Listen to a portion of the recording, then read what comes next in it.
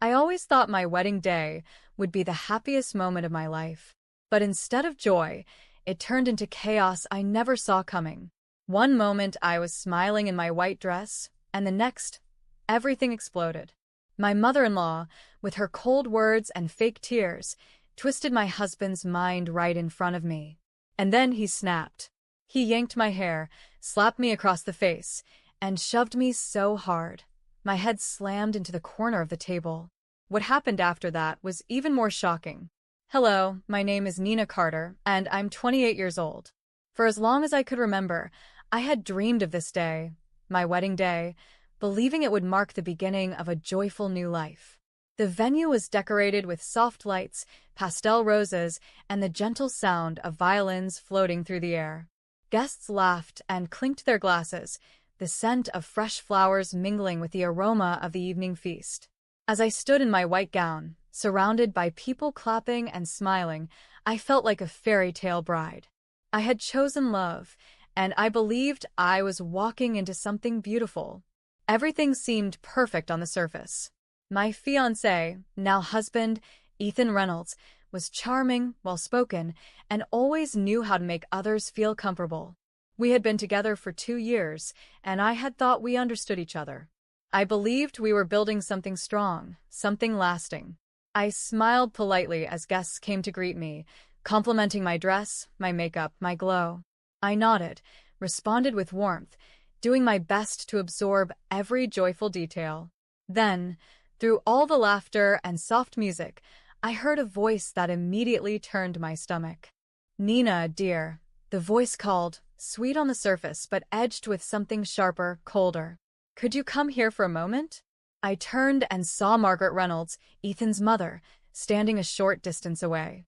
She wore a tight smile, her arms crossed over her chest, her eyes scanning me with judgment. There was no warmth behind that smile, only calculation. Her tone wasn't a request, it was a demand. I hesitated briefly, then politely excused myself from a group of friends and walked toward her. The moment felt strange, but I told myself to stay calm. After all, this was my wedding day. I had every reason to be happy. But as I neared her, I could see something was off. Her back was straight as a board, her expression forced. Something dark was brewing beneath her pleasant exterior, and I was about to walk right into it. As I stood in front of Margaret, I offered her the same polite smile I had given every guest that evening. "Is everything all right?" I asked, keeping my voice calm, though a quiet tension had started to settle in my chest.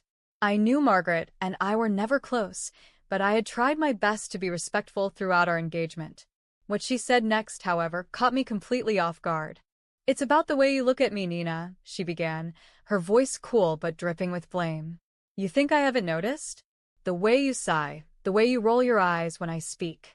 I may be old, but I'm not blind.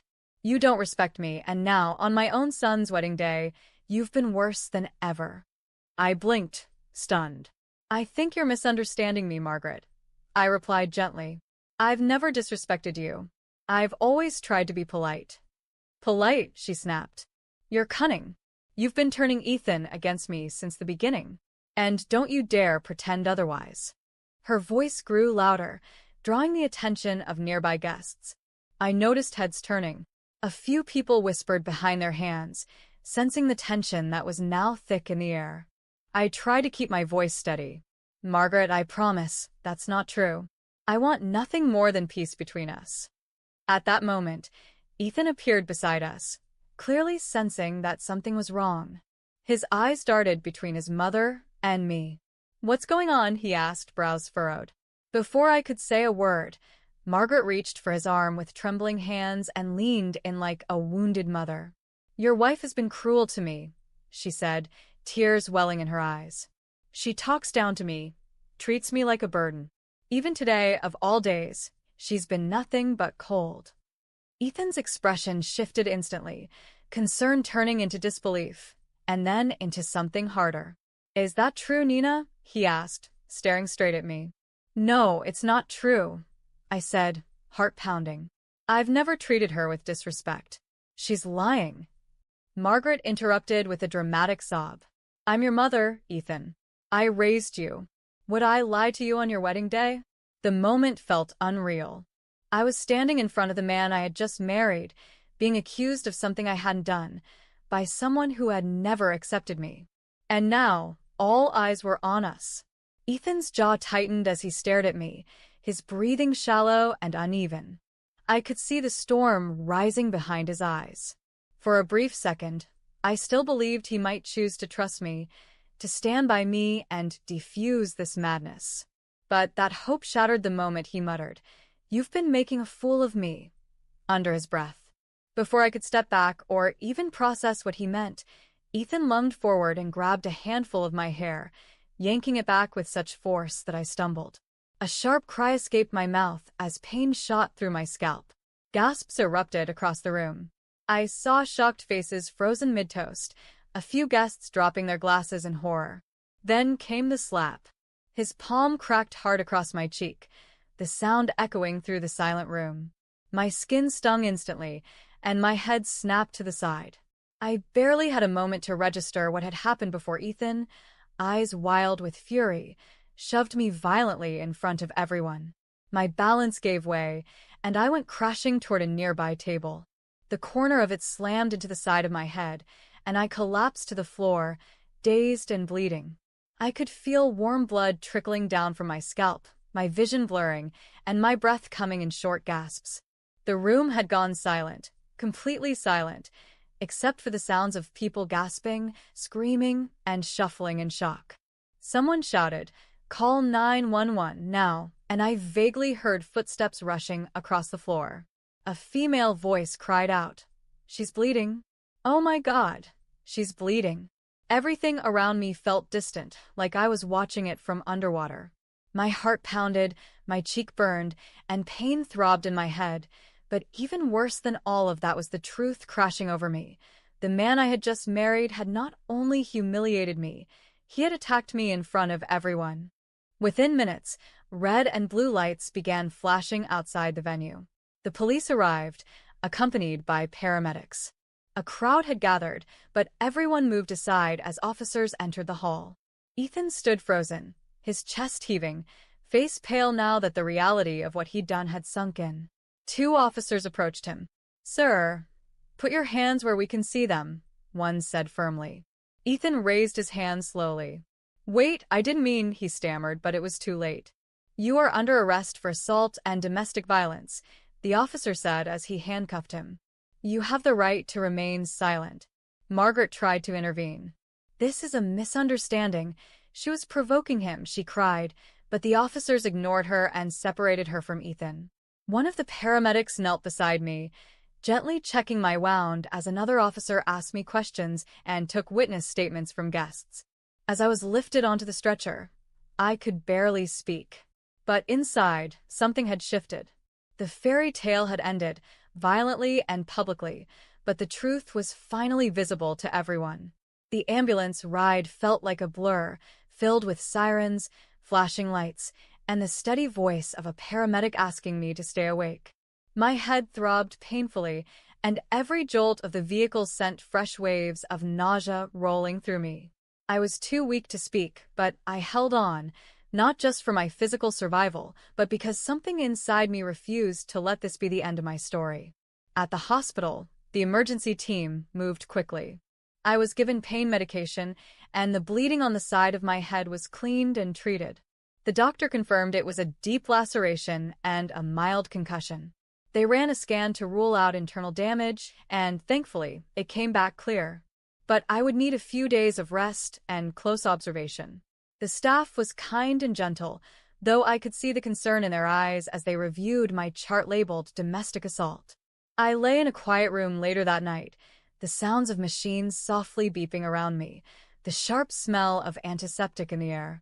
I stared at the ceiling, my face swollen, the bandage around my head tight and uncomfortable. I replayed the moment over and over. The way Ethan had snapped, the way Margaret had pushed the situation, and how no one had stepped in until it was too late. And yet, I didn't feel like a victim. Not anymore. The pain, the injury, the shame, they were all very real. But something else had risen up in me too. A fire. A will to fight back, not with violence or rage, but with the truth and the law. I had given my trust to the wrong people, but now I would reclaim my power one step at a time. The next morning, an officer returned to take my full statement. I told them everything: Margaret's accusations, Ethan's reaction, and the attack itself. Several guests had already given statements confirming what they saw. The officer assured me that charges were being processed and that Ethan would remain in custody.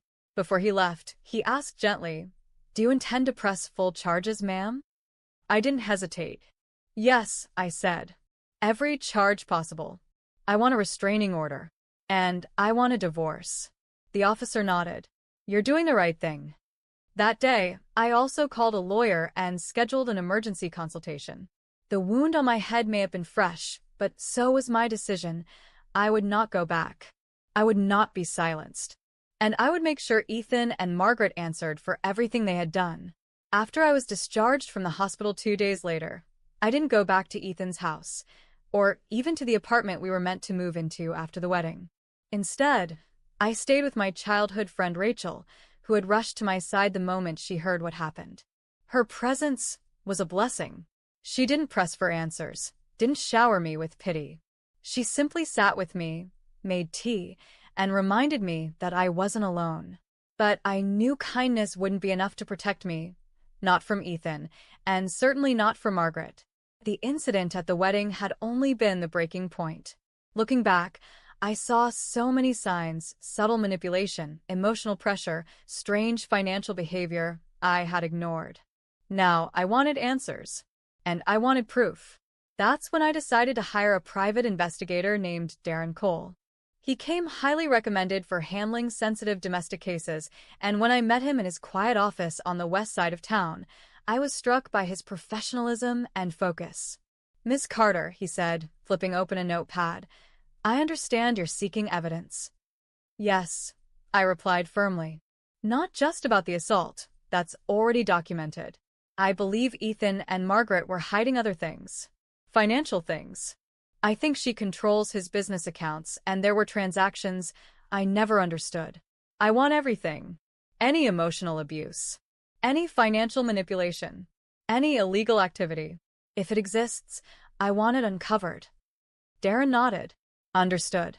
We'll begin with background checks, surveillance, and bank tracing. I'll also gather character reports from people they've worked with, or fired, or fought with. If there's something there, we'll find it." While Darren got to work on his end, I started collecting my own evidence too. I went through my emails, text messages, voicemails, anything that could support the claim that what happened at the wedding wasn't an isolated event. I forwarded it all to my lawyer and copied it to Darren as well. Rachel helped me organize files and digital folders, and as the days passed, I could feel the fear inside me shrinking. In its place grew a sense of purpose. I wasn't going to just recover, I was going to expose them. Over the next 2 weeks, Darren worked quietly but efficiently. He checked in with me regularly, sending updates that made my stomach twist each time I read them. The more he uncovered, the more I realized how little I truly knew about Ethan and the world Margaret had built around him. One evening, I sat with Rachel at her kitchen table, laptop open, as we reviewed the latest findings Darren had sent. "Look at this," I said, pointing to the screen.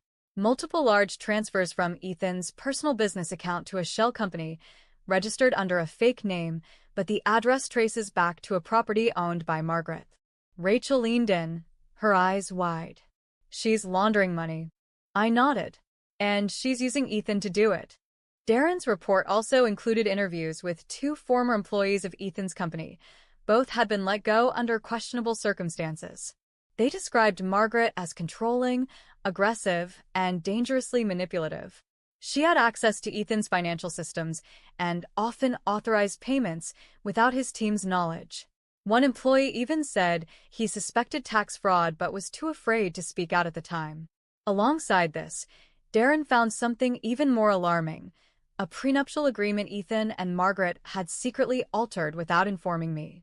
My original signed copy was missing, and Darren discovered an updated version filed quietly 2 weeks before the wedding that included severe financial restrictions on me in the case of divorce. It was forged. My signature had been digitally manipulated. I forwarded everything to my attorney immediately. This isn't just about abuse anymore, I told Rachel as I sat back in the chair, exhausted but burning with anger. They've committed fraud, deception, and they were planning to trap me financially even if Ethan hadn't hit me. Rachel placed a hand on mine. You've already survived the worst of it, Nina. Now, it's about showing the world who they really are. I stared at the stack of printed documents and digital files. It was all there. The abuse, the manipulation, the lies, the crime. All I had to do now was bring it into the light. The day I decided to expose everything wasn't random, it was strategic. I invited family members, friends, former coworkers, and even a few journalists I knew through Rachel's media contacts. The event was framed as a personal announcement, held in a private rented hall downtown. Most people assumed it was about healing or perhaps charity work after the wedding scandal. No one was prepared for what I was about to reveal. The room was buzzing with curiosity as people took their seats. Margaret arrived with her usual fake grace, dressed like she was attending a fundraiser, greeting guests with carefully practiced warmth. Ethan wasn't far behind, his expression uneasy, though he tried to hide it behind a polite smile. They still believed they had control over the narrative. That was about to change. I walked to the front, dressed simply but confidently, and looked out over the audience. My heart raced, but my voice was calm. "Thank you all for coming," I began. "I know there's been a lot of speculation about what happened at my wedding. Today, I'm here to share the truth, not just about that day, but about what led up to it and what I discovered afterward." Margaret's smile faltered. "I was physically assaulted by Ethan Reynolds on our wedding day. Many of you witnessed it. What you didn't see was the full story. Years of emotional manipulation, hidden financial fraud, and a calculated plan to trap me through forged legal documents." Gasps rippled through the room. I continued. "What I'm about to show you is not opinion. It is documented evidence, recorded conversations, text messages, forged contracts, and financial transfers that prove Ethan and Margaret's involvement in illegal activity and abuse." I turned and gave a signal. A large screen behind me lit up, displaying emails and bank transactions. The room fell completely silent. An audio recording began to play. Ethan's voice, mocking and cruel, dismissing me and laughing with Margaret about how she won't see it coming. Then, images of the forged prenuptial agreement appeared, side by side with the authentic one Darren had recovered from my original paperwork. Margaret stood up, her voice shaking. "This is slander. You have no right." "I have every right," I cut in sharply. "And everything you see here has been shared with law enforcement. There are multiple criminal investigations already in motion." Ethan looked like he'd been punched in the gut. The guests were in shock. Some stared at them in disbelief. Others turned away in disgust. "This isn't just my story," I concluded. "It's the story of anyone who has ever been deceived, silenced, or attacked behind closed doors. I won't be a victim. I won't be quiet. And I won't stop until justice is done." The crowd slowly began to applaud. First a few, then nearly everyone. Cameras flashed. Reporters took notes. Margaret tried to leave, but two detectives, who had arrived discreetly, approached her at the door and asked her to stay for questioning. I stood tall, unshaken. I had ripped off the mask they wore for the world, and there was no turning back. A month later, I found myself sitting in a courtroom, this time not as a bride, not as a victim, but as a woman determined to take back her life. The air inside was cold, sterile, and filled with tension. On one side of the room sat Ethan and Margaret, both looking far from the powerful, polished figures they once were. Ethan's jaw was clenched, his eyes empty. Margaret looked visibly aged, her usual poise replaced with fear and agitation. My lawyer, Ms. Harper, sat beside me, calm and composed, a thick binder of evidence open on the desk between us. We were prepared. We had documentation, digital records, video clips, and witness testimonies. Darren's investigation had left no stone unturned. "Your Honor," Ms. Harper began with a steady voice, "this is not just a divorce case. What we present today is a detailed account of abuse, emotional, physical, financial, and criminal misconduct. We're seeking a complete divorce, full legal protection for my client, and formal charges for assault, fraud, and forgery. The judge listened attentively, nodding slightly. The prosecution began with the most visible crime, the assault at the wedding. Several guests, including Rachel, were called to testify. They spoke clearly about what they saw, how Ethan pulled my hair, slapped me, and pushed me into the table, resulting in a head injury that required emergency treatment. The medical report was submitted, along with photos of my injuries. Ethan tried to defend himself. It was a mistake. I lost control for a second. I was provoked. His voice cracked, but no one looked convinced. Margaret's defense was weaker. I only wanted to protect my son, she said. Nina twisted everything. But their words fell flat. My lawyer presented financial records showing Margaret's access to Ethan's accounts, unusual money transfers, and the forged prenuptial agreement that had been digitally altered. A forensic specialist confirmed the signature was manipulated. When it was my turn to speak, I stood with my heart steady and gaze firm. Your Honor, I came into this marriage believing I was building a life with someone I loved. Instead, I was betrayed, abused, and nearly trapped in a web of lies.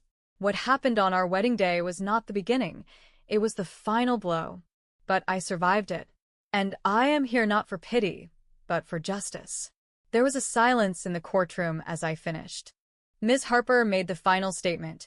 Given the overwhelming evidence, we ask this court to deliver a ruling that not only grants Ms. Carter a divorce, but also holds Mr. Reynolds and Mrs. Reynolds fully accountable for their actions under the law. The courtroom was completely still as the judge looked over the final stack of documents. Her expression was unreadable, but her eyes held a weight that filled the room with anticipation. I held my breath. I could feel Rachel's hand gently resting on my shoulder for support, but I kept my gaze locked on the judge, determined not to show fear. After a long pause, the judge spoke clearly and firmly. In light of the extensive and credible evidence presented, the court grants the petitioner, Ms. Nina Carter, a full and immediate divorce from Mr. Ethan Reynolds. I closed my eyes for a brief second and exhaled. It was done. But she wasn't finished. Furthermore, she continued, this court finds Mr. Reynolds guilty of domestic assault and aggravated battery, supported by medical records and eyewitness testimony. For this, the court sentences Mr. Reynolds to 7 years in state prison, without the possibility of early release. Gasps filled the courtroom. Ethan's head dropped into his hands. The judge then turned her gaze toward Margaret, who had gone pale. Mrs. Margaret Reynolds, you have been found complicit in financial fraud, manipulation of legal documents, and aiding in the concealment of abusive behavior. The forged prenuptial agreement alone constitutes a felony under state law. You are hereby sentenced to 5 years in prison for fraud and conspiracy. Margaret let out a muffled cry. It echoed strangely in the silent room, where everyone was now looking at her with a mix of disbelief and disgust. The gavel came down. Court is adjourned. The sound of it was final, like a door slamming shut on a long, painful chapter of my life. As the guards led Ethan and Margaret out of the courtroom in handcuffs, I stood silently. I didn't gloat. I didn't cry. I simply stood tall, knowing I had done what I needed to do, not just for myself, but for every woman who had ever been silenced, every person who had ever been manipulated, abused, and made to feel small. I had taken back my voice. And, this time, no one could take it from me. Weeks passed after the trial, and with every passing day, the weight that had once pressed on my chest began to lift.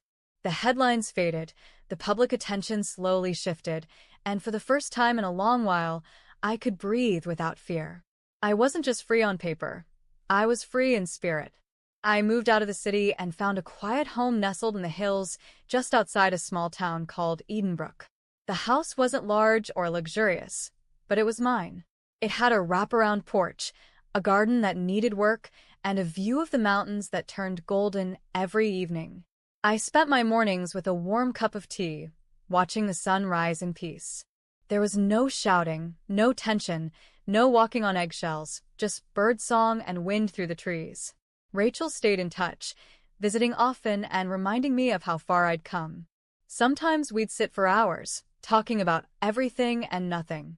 She never treated me like a victim, only like a woman who had fought hard and won.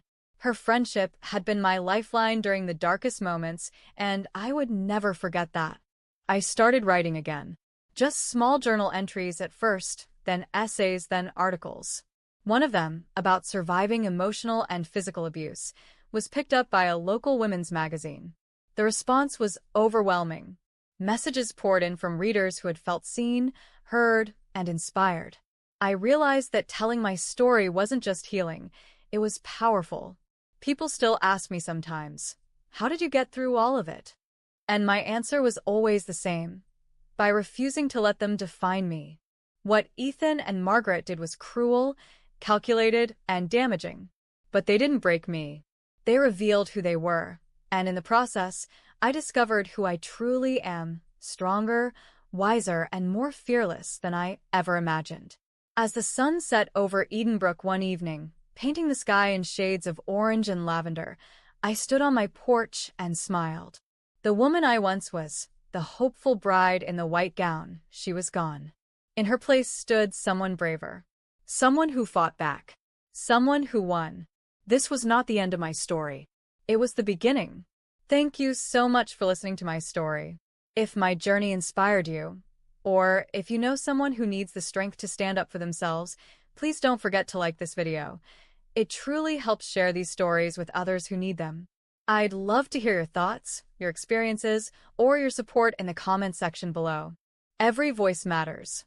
And if you want to hear more powerful stories like mine, real, raw, and filled with truth, make sure to subscribe to this channel. Your support allows more voices to rise and more stories to be told. Until next time, stay strong, stay kind, and never be afraid to speak your truth.